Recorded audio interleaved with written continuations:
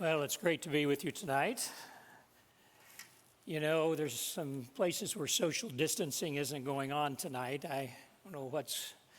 And the other thing I noticed was the people that weren't supposed to be here are here, and the people that are supposed to be here are not, in large part. I'm one of those as well. Coronavirus, it's got everybody in a tizzy, and lots of things to be concerned about. It was a few years ago that I was asked to speak at my alma mater. It was my 45th anniversary of graduating. It's hard to believe that had happened. And when they asked me, oftentimes people just, say, speak on whatever you want to, but they said, we want you to speak on courage. I thought, well, that's an interesting topic. I haven't spoken on that one before. I said, well, why are you asking me to do that topic? And they said, well, because you are so courageous. I thought, I never thought of myself that way. Well, I'd written some books, told some stories and other things that people had read. Because, all I had considered I had done was do what God asked me to do when He asked me to do it. But the more I thought about it in the eyes of other people, maybe they had reason for thinking that. Going as a missionary right out of residency to a understaffed hospital. Our little hospital had a drawing area of 300,000 people. We were the only hospital for them. That's almost the size of the Tri-Cities. We had 3 doctors and 6 nurses. There was plenty of work to do. Making rounds on wards with a lot of infectious disease, malaria. Remember when HIV hit? And one of the most dangerous places to deal with HIV is in the operating room. All you have to do is stick yourself with a needle on a patient that has it. And back in those days, there was no treatment, there was no cure, it was a death sentence.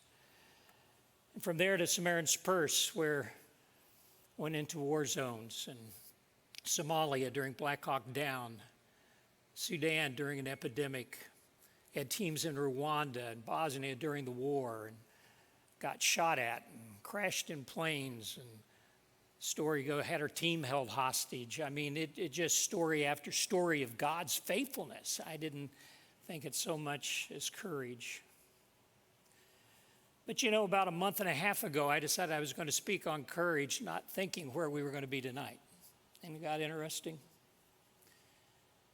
Because there's a lot of people that are not feeling very courageous right now. They're concerned for themselves, for their families. You see on the news people fighting at the grocery store to get toilet paper and drinking water and all the other things. The herd mentality when panic sets in, when fear overcomes. And we've got a lot more to worry about in coronavirus. Coronavirus is going to pass. We've been through this before, and it's going to wane. We're going to get a vaccine. We're going to get treatment. Those things are going to happen. But we have other things to be concerned about. We have more politically polarized than we've been in this country since, I think, before the Civil War.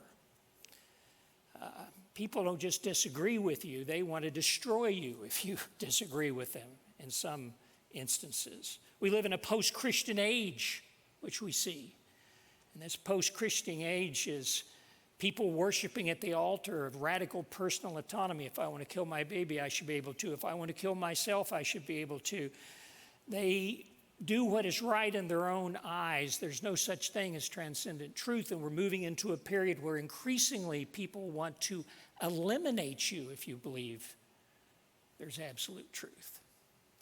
One of the biggest issues we face in healthcare, as I've led the Christian Medical and Dental Associations, is religious liberty for healthcare professionals, because there's determined efforts to force them to participate in things that violate their biblical beliefs. We live in a dangerous world. We could fear that. There's plenty of terrorism, the threat of nuclear war, rogue states, drugs that I watched some continuing medical education just looking at this area has the biggest drug problem of any place in Tennessee. And there are more people dying of drug overdoses, dying of car accidents now in our country. It's interesting because everybody's so afraid of the coronavirus, you have a greater chance of being in a serious accident going home tonight than getting coronavirus as it stands right now. But they fear it. And these things have made people really, well, maybe we need to talk about courage. Maybe we need to focus on that tonight. And as we do, I want us to think about this, if I can get it on.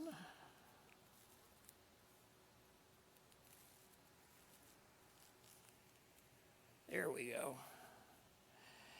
I want to talk about sufficient courage.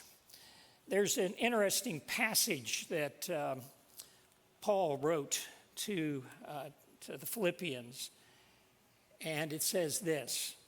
It says, I eagerly expect and hope that I will in no way be ashamed, but will have sufficient courage so that now, as always in Christ, will be exalted in my body, whether by life or by death, for me to live in Christ and to die as gain. Paul is in prison in Rome. He's about to be executed. His head's going to be cut off. And he says, give me sufficient courage. Isn't that interesting? If you think of somebody that was courageous, you'd think of Paul. I mean, shipwrecks and beatings and stonings and you name it, it happened to him, and often multiple times. And then he says here, may I have sufficient courage.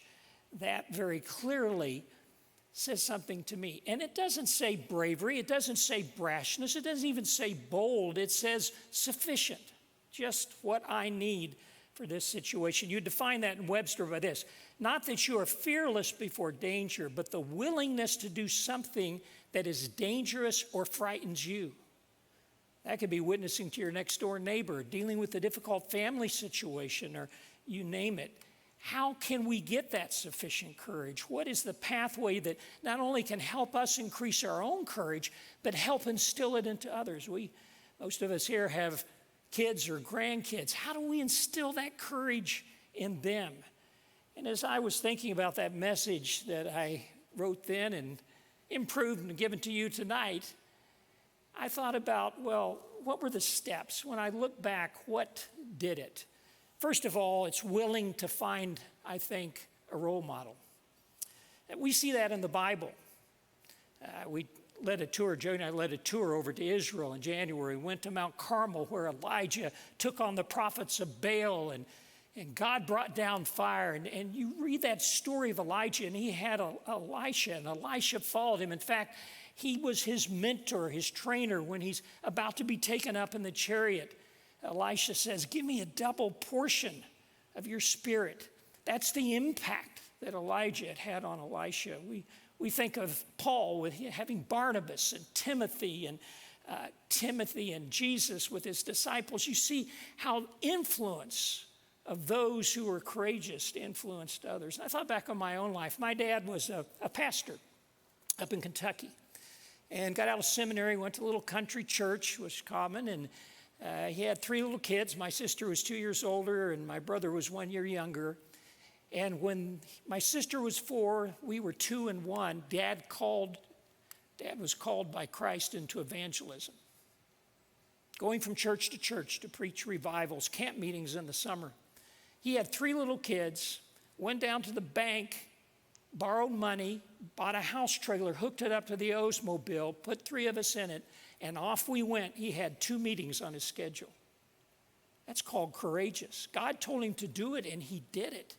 What an example it was to me. Back in the 60s, he felt the impact of taking people overseas in short-term missions. This was back in the days when people didn't even hear of short-term missions. It just wasn't done, but Dad saw the impact that had. God revealed that to him and started his own organization, spent half his time taking people overseas to have that impact on his life. When I was in college, I'd felt a call into medical missions.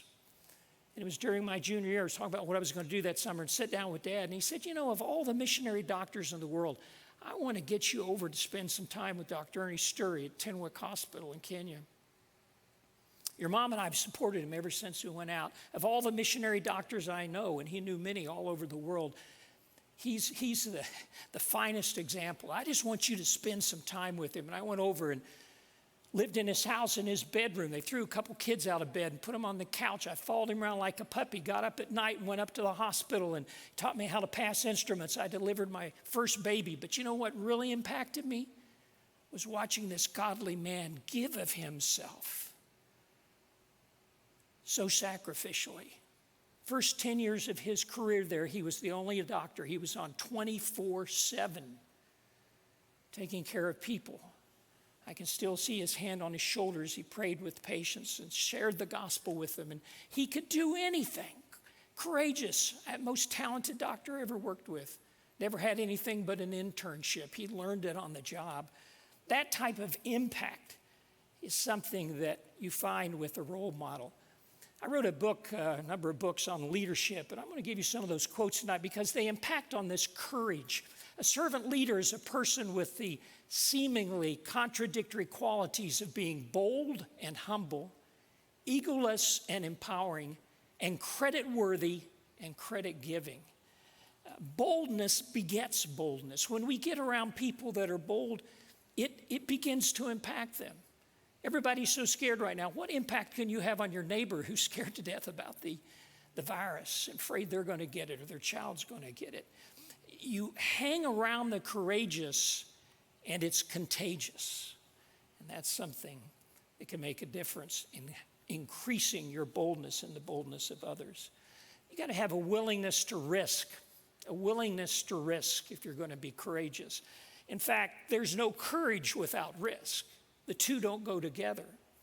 We think back in the Bible, Rahab the harlot, one of my heroes, Rahab the harlot. But she was courageous. She risked her own life to hide Joshua's men. She assured the safety of her family. She lied to the king's men to protect them. And she was the great-great-grandmother of King David. You wonder how much of that courage filtered down to him. Because we think of David being such a courageous person. We think of Esther going into the king, trying to rescue the Jews. And she said, if I perish, I perish. She risked it. We think of Gideon. He didn't have enough soldiers, and so God said, take it down to 300, and he took the risk. He took the risk, and God's power was evident in what happened. We think of Moses going back and going before Pharaoh. He was a wanted man in Egypt. He could have been executed when he got back, and he stood before Pharaoh and said, let my people go. He risked it. We think of Peter speaking to the Sanhedrin when he was arrested, refusing to shut up about the resurrection. That is what risk is about, doing the things that God asks us to do despite the risk. The greatest risk, I believe, always bring the greatest rewards for God's kingdom. The greatest rewards for God's kingdom. So how do you know if you're taking enough risk? If you're not scared at least some of the time, you aren't taking enough risk. I'm not talking about fearful. I'm talking about concerned apprehension about what could happen. If you are not scared at least some of the time, you're not taking enough risk. Because to attain something significant, you have to be willing to risk something substantial. Risk something substantial. As I went as a new missionary, it was risky. As I went into war zones, it was risky. But you know what that does? That exercises your faith. People ask me what I miss about being on the mission field. The hardest thing I ever did was come back from overseas when God called us back to the U.S.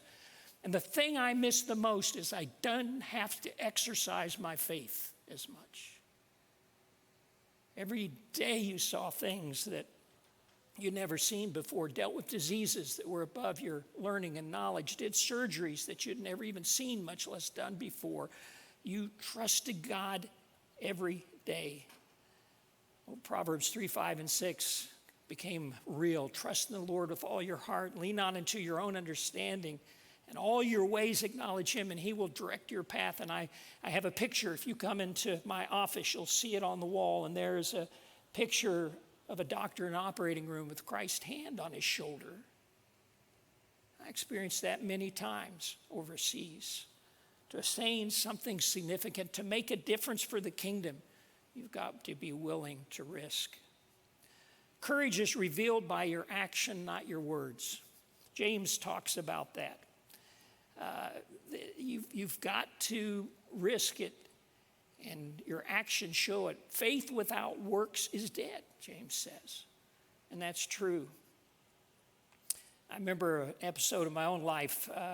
When we were in Kenya, I had gotten my ham radio license. We were hoping to be able to talk back to the States and have our parents listen in and be able to hear the kids and things like that. And they had an old radio unit at the hospital, but it hadn't been operated in years. I got my license. I'd never turned on a ham radio outfit, but I was trying to get the thing up and going, and some folks came out that knew something about it. They brought their son. He was about 22, 23 years old, and they had a homemade 60-foot tower made out of pipes and round iron welded together that held the antenna, and it wasn't working, so the two of us were up there, and, you know, Jody was worried because, we were up there 60 feet hanging on, trying to fix this antenna. We came back on home assignment. We went out to visit this family in Colorado. Keith was the young guy's name, and he was a mountain climber. And he said, Dave, you want to go mountain climbing with me? They lived in Boulder. We'll go up the Flatirons. It's not hard.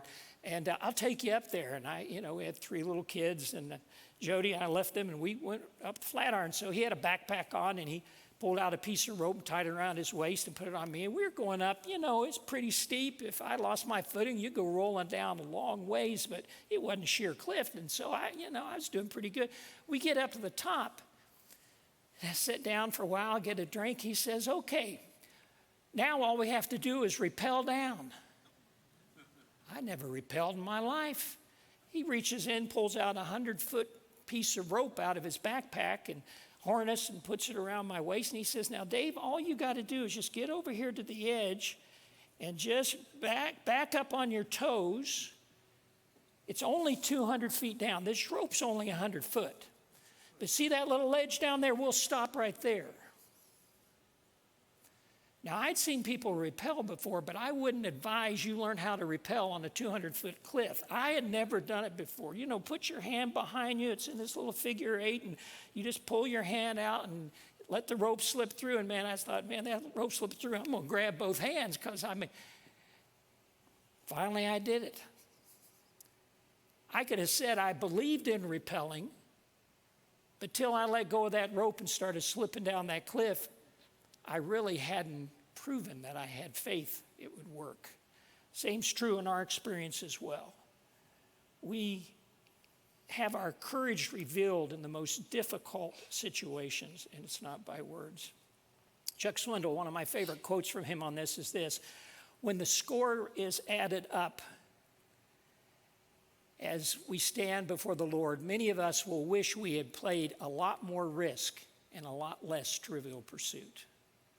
Isn't that a great quote? We get so busy doing things that really have no consequence for eternity. They can be good things, and there's not anything wrong with those things unless that becomes the ultimate thing.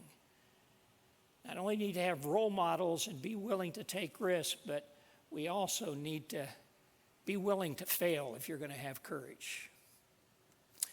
I was CEO of CMDA for 25 years, and we've grown. We have quite enough staff. And you know what I tell my staff? I expect them to fail. You ever had a boss tell you that? I expect you to fail. I expect you to fail because if you don't fail some, you're not skating close enough to the edge.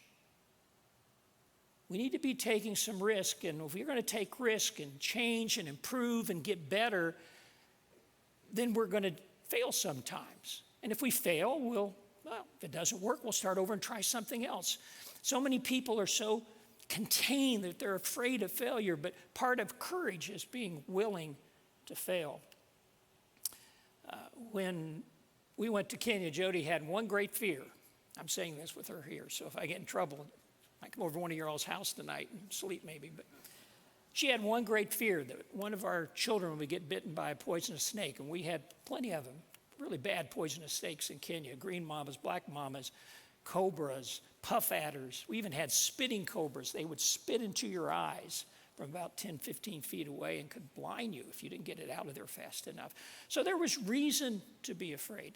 And I used to say to Jody, probably wasn't something she wanted to hear. I'd say, honey, just imagine the worst thing that could happen and accept it.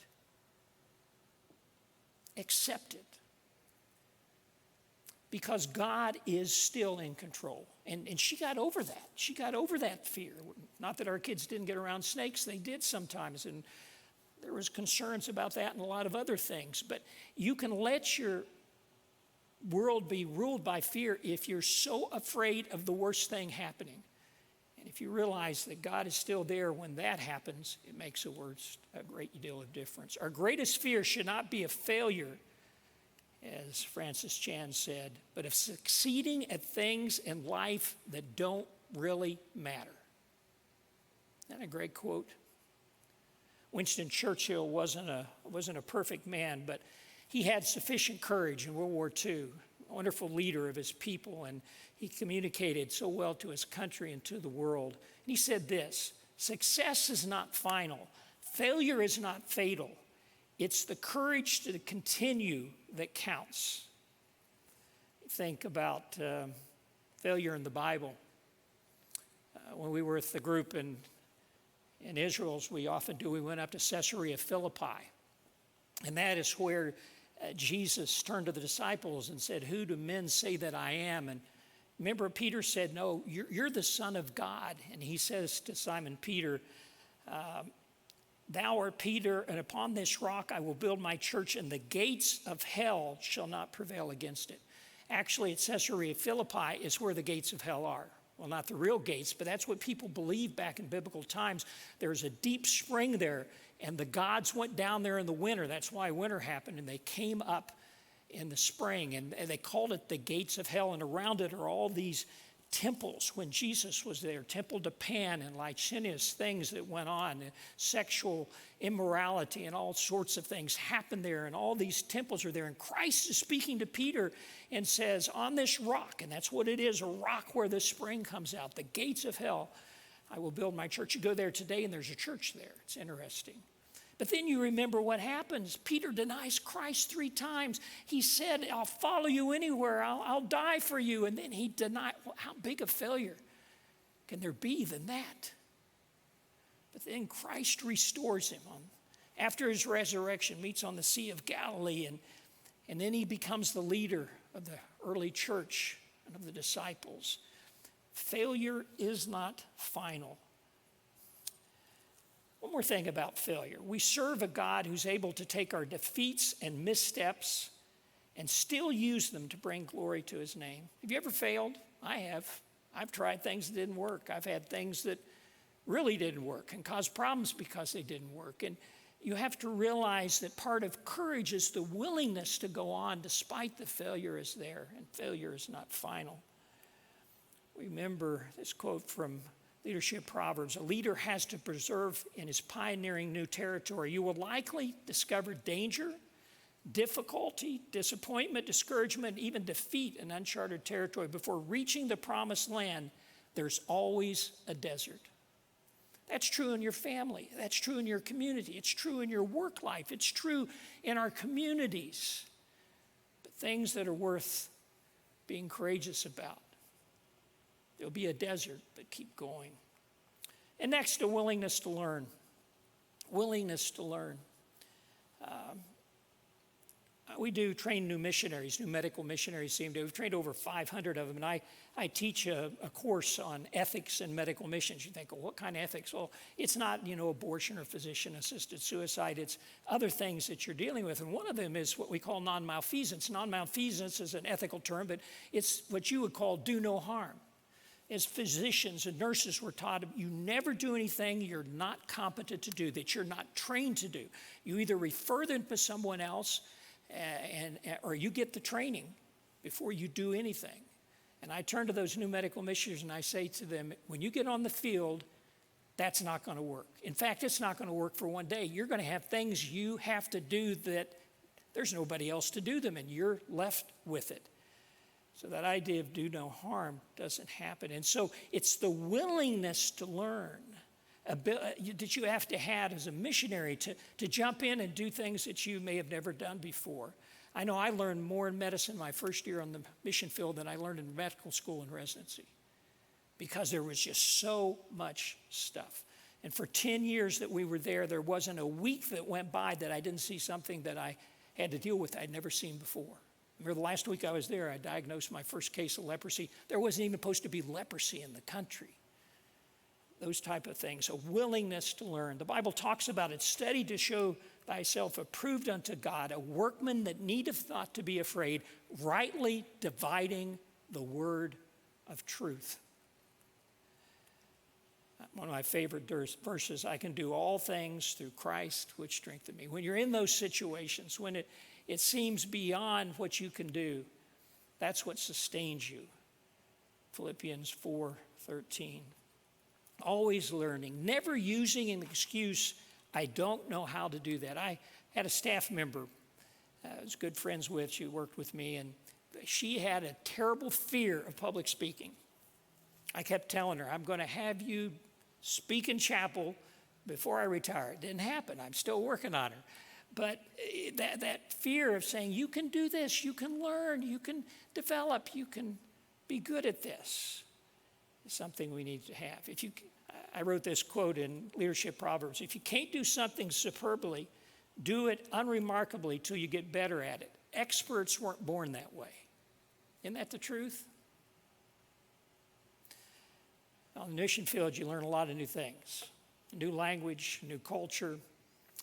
When I got to Tenwick, we didn't have electricity, we didn't have clean water, half the patients were there with preventable diseases, there were 2 or 3 patients in a bed, there were just all kinds of problems beyond the fact of diagnosing and treating malaria and gastroenteritis and all the other things we did. And so I had to jump in and learn new things all the time, starting a large community health and development program, and now it's reached over 1.5 million people door to door, our best evangelism outreach ever. Over 10,000 people a year came to Christ as people came to the door to help dig a latrine or help them get their children immunized or a host of other interventions. And they say, well, why are you doing this? Because it's the love of Jesus in my heart. Those type of things open doors. Starting a nursing school because we only had 6 trained nurses. It's hard to get the chicken and the egg. How do you get a nursing school started when you don't have enough nurses already? Those type of things. And I look back and I consider those some of the best years of my life because I was always learning. When I came home after my first term, my mentor, Dr. Sturry, said, why don't you get this hydroelectric project started?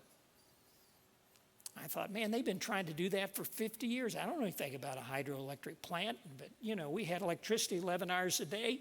Generators cost 25% of our budget.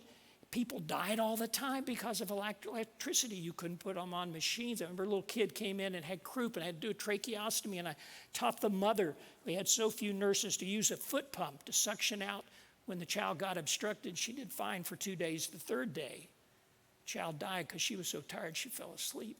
Electricity was life-saving for us, and God, in a miraculous way, in that year I was home, brought the right people in place, and a couple of years later, we turned on the electricity, and it still runs today with a 150-foot dam. I can talk to you about different types of turbines and how much head you have on your waterfall and what your dam's got to do and the Comstock, and I learned all sorts of stuff. You learn in the courage to take that step saying, Lord, this seems impossible to me, but I'm willing to learn, open the doors, and let's move forward together. Willingness to lead.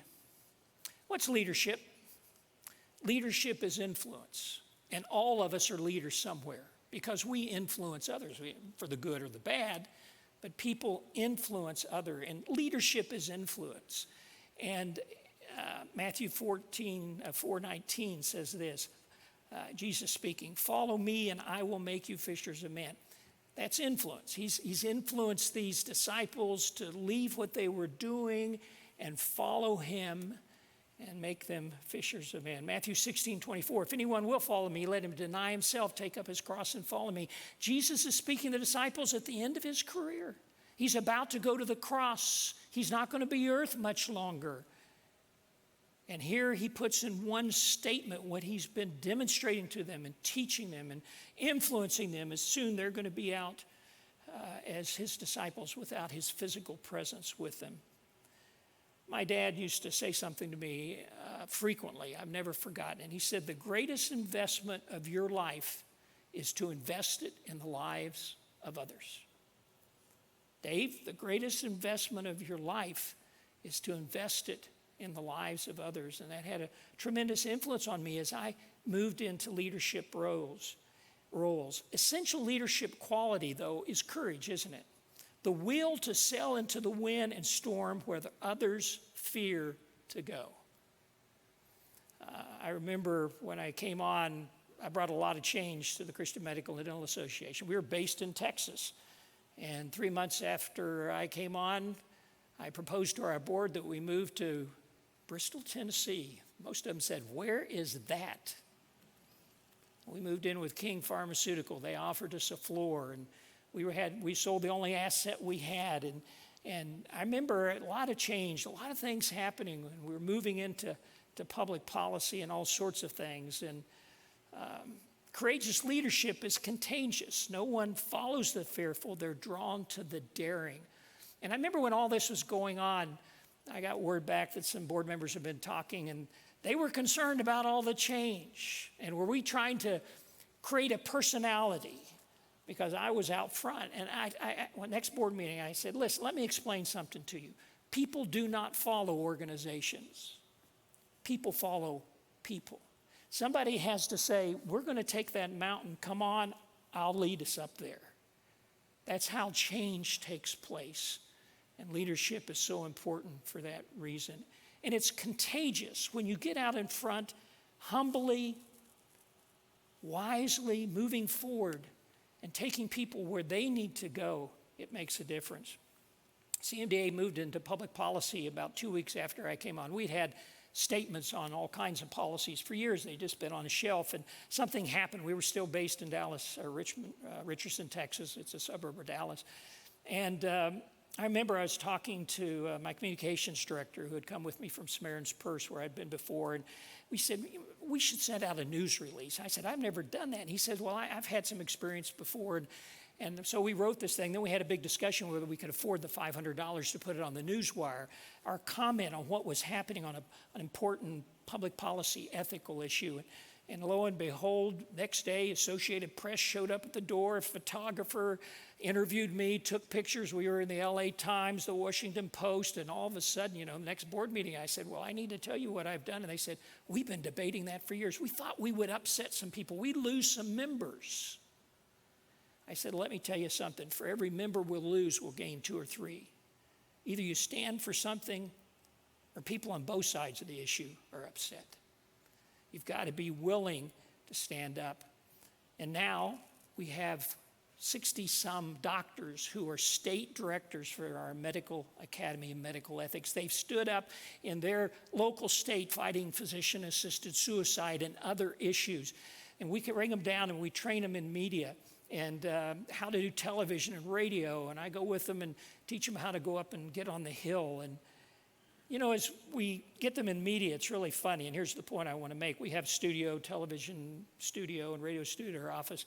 And we'll take them down, we teach them some things, and we take them down, and I do mock interviews with them. And these doctors, highly educated, very successful, are scared to death. They've never done anything like this before. You can just see it written all over them. And they're afraid they're going to fail. You aren't supposed to fail as a physician. You know what I tell them? God doesn't call us to be successful. He calls us to be faithful. He calls us to be faithful. Being willing to get out there, even though it may not be the outcome we want. You've got to be willing to pay the price. Willing to pay the price. There's a price to pay if you have courage. If you're the one out in front. I don't know if you remember that old movie Mel Gibson did, The Patriot, Revolutionary War. He was a widower.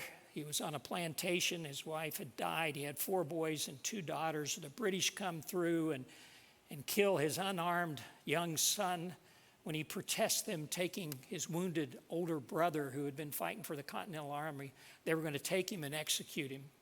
And Mel Gibson runs through the woods with these 2 young boys, one 11, one 13, carrying those big, long Kentucky long rifles. They could barely keep them off the ground.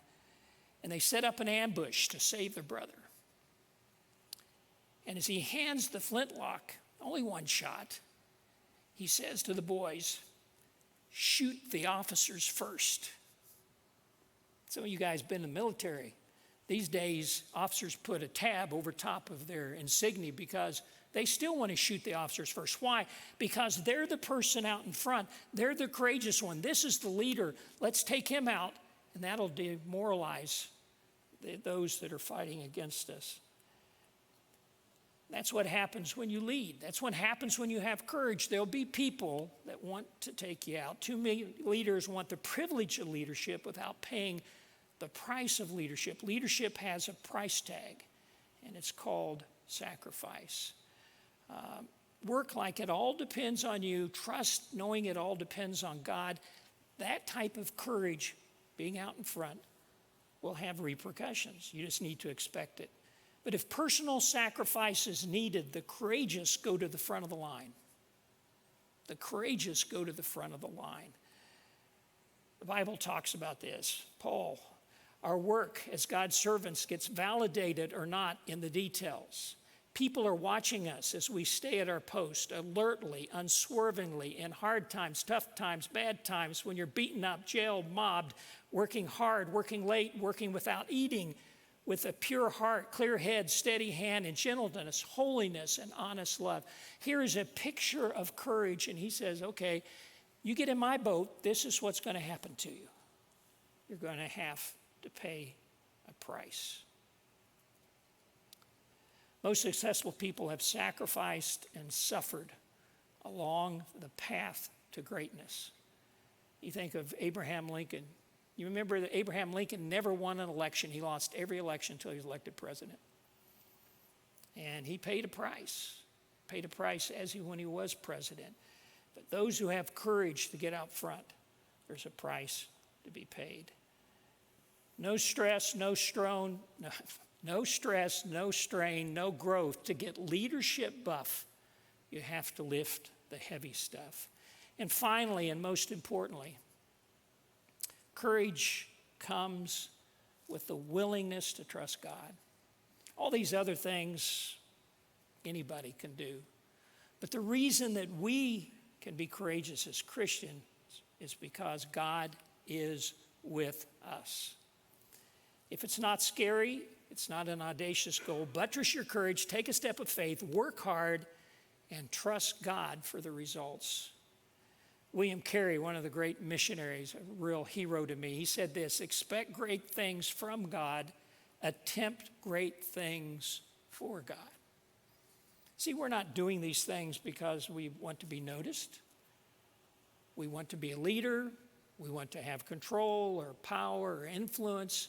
We do what we do in a courageous way is because we're serving the Lord, and that's what He deserves. That's what He asks us to do.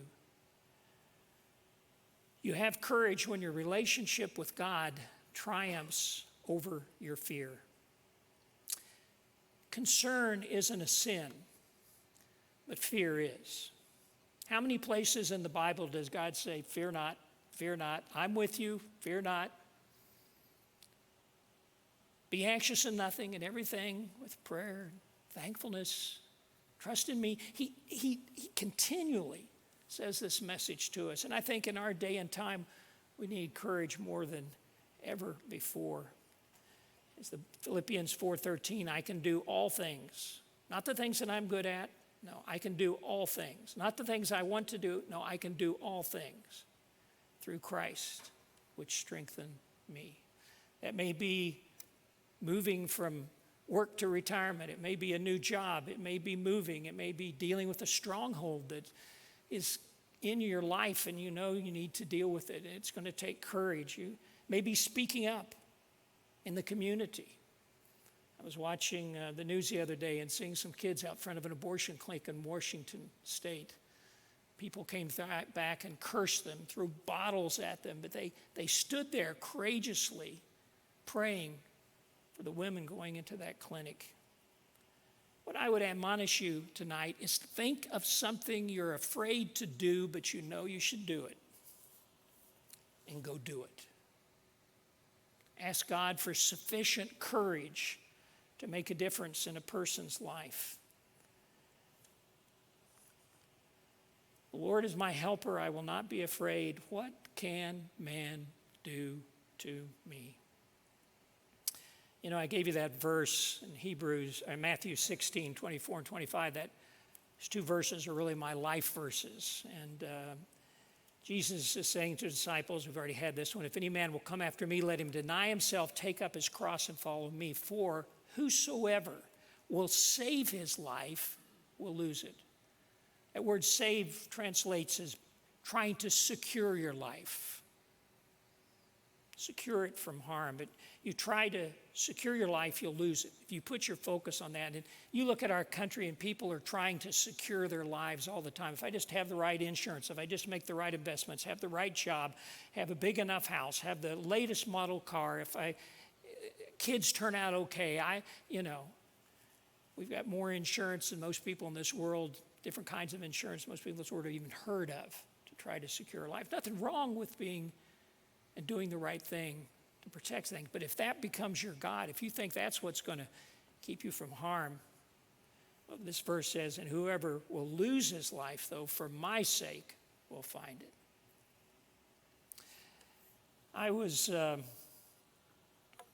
at Samaritan's Purse, I helped other mission hospitals. I was their first medical director.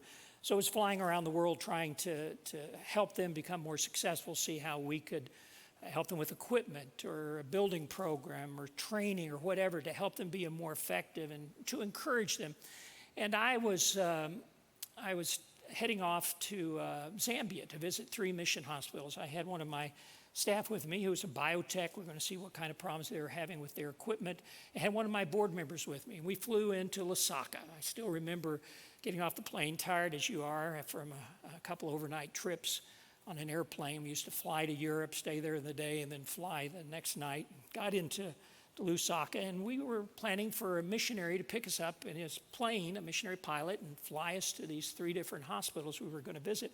So we got out of the commercial part of the airport, went to the private part of the airport, and there was the missionary, and we met him. And as we're getting there, he said, I'm sorry to tell you this, but my plane is having its propeller recertified in South Africa. It's not even here in the country. So I had to rent this one, and it's a little small. It was an old Cessna 172. It came out early model back in the early 1960s. This thing had been around a while. And he said, there's 4 of us. This is a 4-seater, but we can only take 20 pounds of luggage. And I'm thinking, well, that's no problem. 20 pounds, I just take some stuff out of my suitcase. And he said, no. 20 pounds for all of us. You've each got 5. I was thinking, do I take my toothpaste? He pulled the cowling off the motor, and I thought to myself, Jody's sewing machine's about that size. We got in, big international strip, and down we went, and I've flown a lot of small planes, and it took us a long time to get off the ground. We got to the first hospital, landed in a field, as you often did out in the bush, and went did our thing at the hospital, stayed overnight. The next morning, we got in the plane, and he had the guys pull the plane till the tail was sitting in the bushes at the end of the pasture. And he stepped on the brakes, put the throttle all the way in, the motor's roaring. Finally, he lets the brakes off, and we start down there, and the tree's getting closer, and they're getting closer, and they're getting closer, and at the last second, he pulls it up. Whew, I let my breath out. We landed at the next place. There were leaves in the wheel cowlings. He said, I don't think I'll try that again. I thought, that's a good idea. I like that idea. He said, we're going to land at larger strips further out there. And we went to the next 2 hospitals, and the people drove a distance to get us. And so finally, the trip's over. We had this long flight from the last hospital back to Lusaka, about 2.5, 3 hours. We're 4 sitting there in the plane. I remember I was working, making some notes on my computers, things I was going to do for these hospitals when I got back. And a board member who was with me finally confessed up and reached into his bag. He had been hoarding Baby Ruths, and he started passing them around, And the pilots, got the thing all trimmed out, and he's looking down, making some notes and stuff. All of a sudden, the plane just shook. You could visibly feel it. And the pilot looked up and said, did we hit a bird? And I'm thinking, man, you're flying a plane. Don't ask me if we hit a bird. And I'd done a little flying in college, and I looked up, and you could see that the altimeter was starting to unwind, and we had the throttle all the way open. He begins checking, looking, everything. He said, we've got a problem with the motor. We've got a problem with the motor. We're going down. He got on the radio, Mayday, Mayday, Mayday, gave our call sign. The nearest strip of any sort was over 100 miles away. It was an Army base. He had it on the map, and he said, we're not going to make it that far. We were over desolate land, just rocks, scrub trees with no leaves on them, just desert. There wasn't a hut in sight, a road in sight. He says, start looking, see if you can see somewhere we can set this thing down. I'm thinking, there's nowhere. They're just big rocks. As soon as we hit down, we were just going to kill all of us. And what would you think in that situation?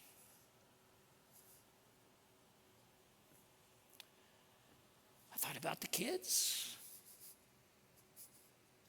I thought about Chody. You know, this is like it was going to be it. We kept going down gradually, still getting some power out of the motor, but we were heading down. And finally, we were probably less than 1,000 feet off the ground, maybe 500. All of a sudden, the plane shook again. The motor stopped. Oil came up on the windscreen, and we were coasting. We came over our last little hill. As that happened, I saw the prettiest sight I've ever seen. 2 huts and a dirt road. I thought, well, he's going to set this thing down right there on that road. No, he was smarter than that. There are big ruts in that old dirt road. So he pulled it up just enough to get over the huts. On the other side, there was an area during the rainy season that flooded. There were huge termite mounds there. And he got that thing, tricycle landing gear. He put it back on its tail and hit the tail down. We were facing up in the air, tail down, to drag it on the ground. There wasn't enough room. And we stopped that plane, bent propeller and all, about 10 feet from one of those termite mounds, hard as a rock, big as a house. We all let out a deep breath. Unseating, everybody all right? Everybody's okay. We undid our seat belts and started climbing out of the plane since it was facing up in the wrong direction. And a couple nationals ran up from the huts, and I'll never forget what the first guy said. He said this, "Thank God you were already dead." Now, we would have said, thank God you could have been killed. But he said, thank God you were already dead. You know, that was true. There was no panic in the plane. We knew we were about God's business. What this verse says is so true because we had already given up our lives. We had already said, God, do whatever you want with us. We're here to serve you. And if he took us then, he took us then. That's where our courage comes from. It's from that complete desire to die to self and serve him. That's what gives us courage. Not some formula, not some cute words. It's Christ's presence in our lives. Let's have a word of prayer as we close. Heavenly Father, we've talked about an important topic. If we ever needed courageous people in this country, we need them now. In our community and in our homes. I pray for each person here. Help them to not only bolster their own courage, but influence others to be courageous as well. As Christians, the most difficult times give us the greatest opportunity to influence others. Lord, my prayer is that they'll do that and point those people to you, our source of courage. In your Son's name, amen.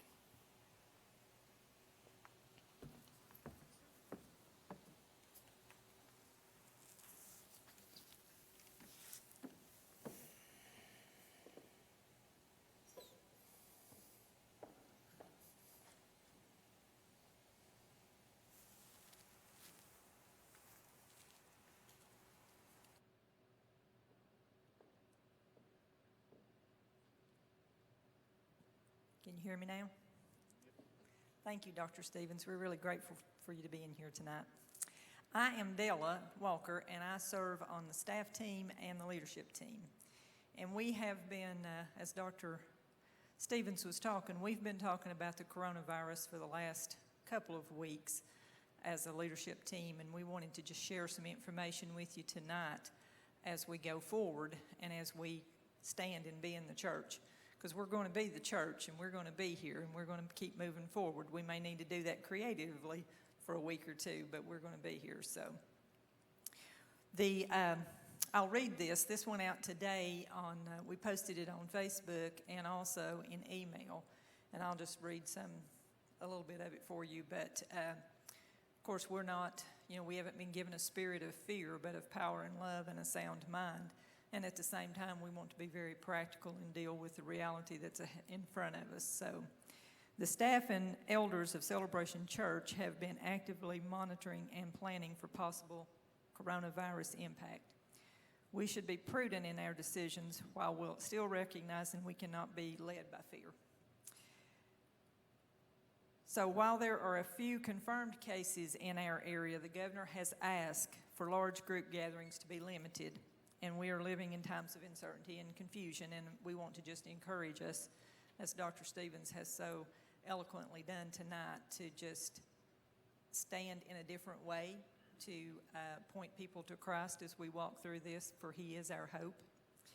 And as we go forward, tonight we had encouraged everyone to stay home tonight and in the morning, but we're going to be here and have services in the morning as well. But the schedule adjustment only applies to this weekend, so we will be closely monitoring the situation and make announcements as necessary, email and Facebook. As you're aware, I guess, that we've got some challenges with our website, so we won't be able to use that. But you can also call the office because we will have full hours in the office. And we'll let you know as we go forward because we are in a changing environment right now, so. We know that many churches are making difficult decisions about their weekend services. We encourage people to remain faithful in prayer, serving, and giving to their local churches during this time as the church continues to minister in their respective communities. In addition, we are working on the development of a plan to assist those most at risk and for families who will be most affected by school closures, etc. And we will announce the structure of this plan in the days to come. So in support of the recently declared National Day of Prayer, March the 15th, and in the days to come, let's pray for those in our government making important decisions, for our medical professionals who are working tirelessly to minister to those suffering, and for those who have already been affected by this virus, and for a speedy end to this difficult time. Let's take just a few moments before we go into announcements. We will have announcements for what's upcoming. Again, we may need to change some things as we go along, but you'll have some idea of what to look forward to. So let's take just a few moments and let's just seek Him. Let's seek Him as we go forward. Let's seek Him in what is taking place. If there's a scripture that comes to your mind while you're seeking Him, let's share that. We can, whether silently with Him or verbally. Doesn't matter if we're all quoting a scripture at the same time, it doesn't matter. So whatever you're comfortable with, but let's just take just a few moments to do that, okay?